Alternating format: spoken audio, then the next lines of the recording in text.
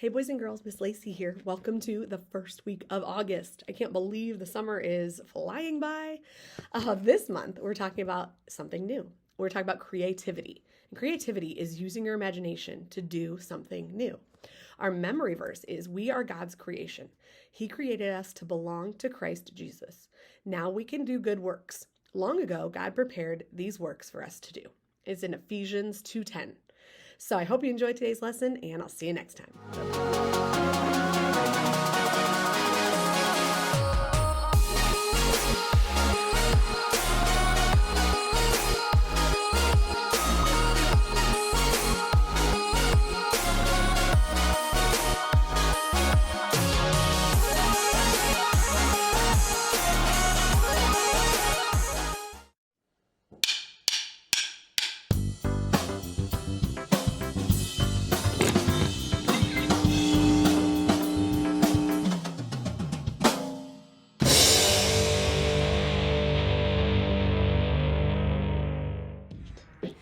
What can your imagination help create? Maybe you consider yourself an artist or a designer. Perhaps you like to create edible masterpieces or funky machines or even a piece of music. Those are all amazing ways to use your imagination. But maybe you don't feel like you're creative. Maybe your stick figures look more like a pile of twigs. And when you try to play an instrument, the dog goes into hiding. Truth is, we are all made in God's image to reflect a little bit of who God is. That means that no matter how you feel, you are creative. Maybe your imagination works in a different way. You might create an epic birthday party for your sister, or a truce between two friends who are fighting. Maybe you even create a plan, bringing people together to pack lunches for kids who need them during the summer. There are so many ways to be creative. When you use your imagination to do something new, others can see God at work in you. Just dig in deep and shine like a star. That's why creativity is an amazing way to worship God with your life. Because worship is about more than just singing loud. It's all about living loud. Don't gotta look too far, just dig it deep and shine like a star. Let's show the world who we can be by using our creativity. Come on. Sometimes it's easy to feel like I've given all I got. Is there anything more? I get down, get stuck, boxed in, locked up. I gotta get moving. Gotta get moving. And all I see right in front of me are endless possibilities. Birds flying high and the planets in the sky. So creative, so innovative. How the river flows and how the grass grows. So creative, so innovative.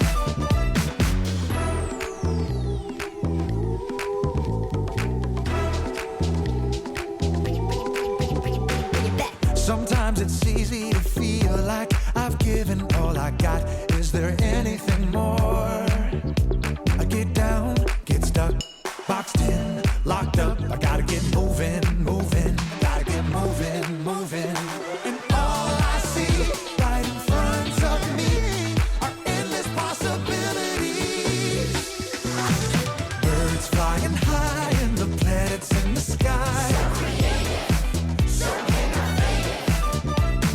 How the river flows and how the grass grows. So creative, so innovative.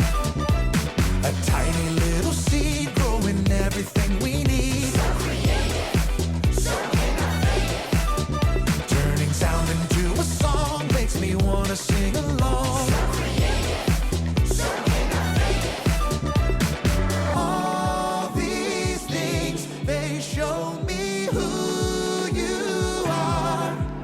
I'm made by you, created for you, and I'll share you with the world. Birds flying high and the planets in the sky. So creative, so innovative. That's right.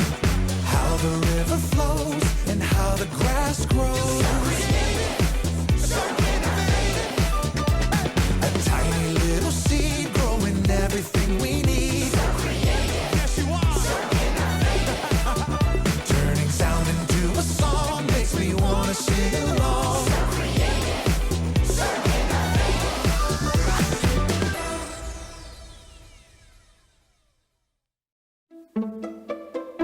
Hey, welcome to Story Lab. This week, we're talking about creativity, while we take a look at the story of how everything began.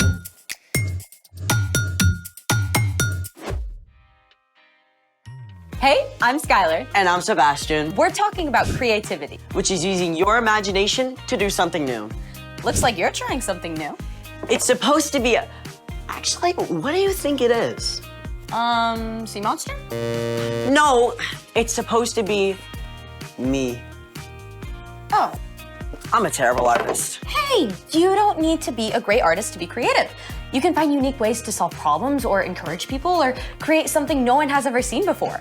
That's a relief. Actually, today's guest creates things no one has ever tasted before. I like the sound of that. His name is Mac. He makes amazing cakes and treats. Please tell me he's going to bring in some of his creations. Yep. Hey, Mac, we're so excited to have you here in the Story Lab. It's great to be here. And we're also excited to have this. Yes. It's a vanilla cake that has a edible drip on it and even has candy on top. And you made this all from scratch, like nothing from a box. It's all from scratch. I'm impressed. Wow.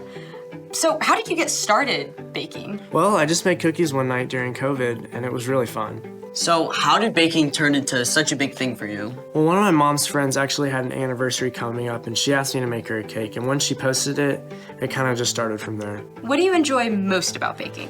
I really enjoy decorating and bringing smiles on people's faces, especially during COVID. All right, so what are some of your favorite bakes? Definitely a 10-year anniversary cake I did for this amazing organization called Heart for Africa. Basically, they asked me to make this huge 3-tiered cake. It had so much candy and even had donuts on it, but it was so much fun. That is awesome. What would you say to kids who want to discover their own creativity? I would say that anyone can be creative, and if you have an idea, don't be scared to keep pursuing it. Is there any chance we could try making this cake deliciousness for ourselves? Sure thing.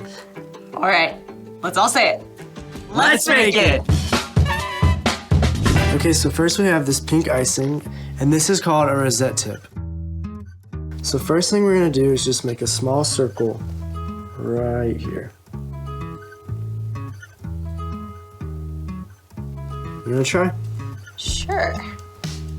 Okay, Awesome. there you go. Okay, next we'll take this yellow color, and this is called a French tip.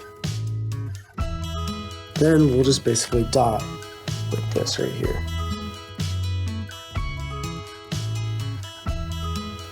There you go. And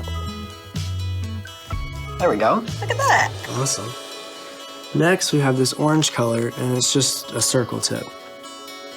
And then we'll basically just use this to fill in any spots that that still have cake.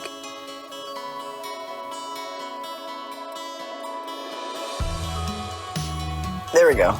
Okay, is it sprinkle time? I think it is. Pass them over. Okay, you go first. Alrighty. A little bit.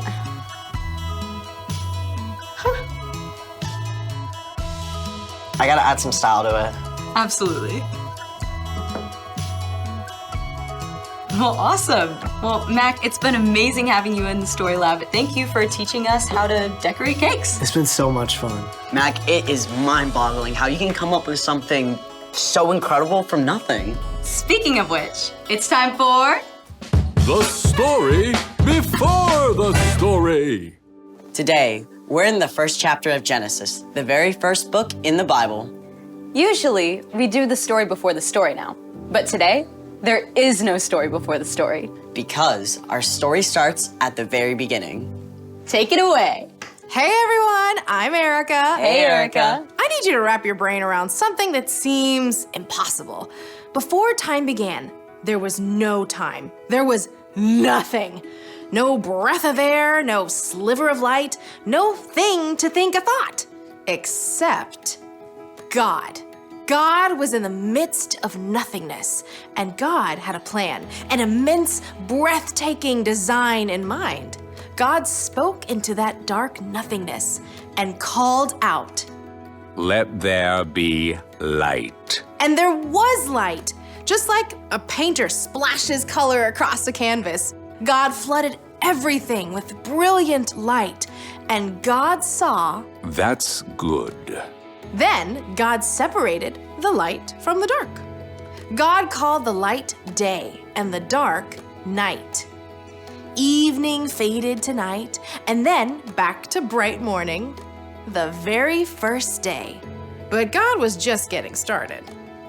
God said, Let there be a huge space between the waters. God made a place for the waters and created a beautiful arching sky above. Day and night made day 2. Then God got to work again and said, Let the water under the sky be gathered into one place. Let dry ground appear. Plains and mountains and valleys rose right up out of the sea. Then God said, Let the land produce plants and trees. Let me tell you, the ground went wild. God saw. That's good. Morning followed evening, day 3. Then God said, Let there be lights in the huge space of the sky. Let them separate the day from the night. God hung up the sun and sent the earth spinning around it. God set the moon in place and flung the stars and planets into the deep reaches of space. Okay, I gotta geek out for just a minute. You know how ginormous our solar system is? Well, it would take 2 years traveling at the speed of light to cross it. But then, think of our galaxy, the Milky Way. If the Milky Way were the size of the United States, our entire vast solar system would be as tiny as a teacup. And astronomers believe there could be 2 billion galaxies.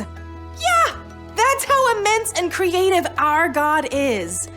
God looked at all the amazingness and saw. That's good. Evening and morning made day 4. Now, God was really on a roll. On day 5, God said, Let the seas be filled with living things. Let birds fly above the earth, across the huge space of the sky. And on day 6, God said, Let the land produce every kind of living creature. And God stepped back and saw. That is good. But day 6 wasn't finished yet. In all this incredible world God had made, there was nothing quite like God. So God said, Let us make human beings so that they are like us. Let them rule over the fish and the birds and all the creatures. God made people to reflect a little bit of who God is to the world. God's compassion and joy and creativity. God said, Have children, so there will be many of you. I am giving you every plant for food. Then God took a look at the whole creation and saw. It is very good. That was day 5 and day 6. And on day 7, God rested from all that amazing, brilliant, creative work. The end. I cannot get past the whole 2 billion galaxies thing. God is so much bigger and so much more creative than we can ever imagine. That's so true. And even though we're such a tiny speck in the big picture, God knows and cares deeply for every single one of us. I mean, He had a big creative plan from the very beginning to one day send Jesus to rescue us. So, What's our part in the story? Well, God made you. And what's more, you're created to reflect a little piece of who God is to the world around you. God is endlessly creative, which means that whether or not you feel like it, you are creative. maybe you can paint or draw or make up songs. But maybe your creativity is a little different, like figuring out unique ways to encourage your friends. Or solving complicated problems. Or making peace between people who disagree. Creativity can look like so many different things. If you aren't sure how God wired you to be creative, ask God to show you. And ask your friends and family too. Yeah, they may see something that you don't. I think you got it. Guess what? I'll see you next time. Bye, Erica. So here's the thing. God created you so you can be creative. I'm extremely glad that God made Mac to be creative. I know, right? Thanks for joining us in the Story Lab. See you next time. Oh, good. I know. Cheers.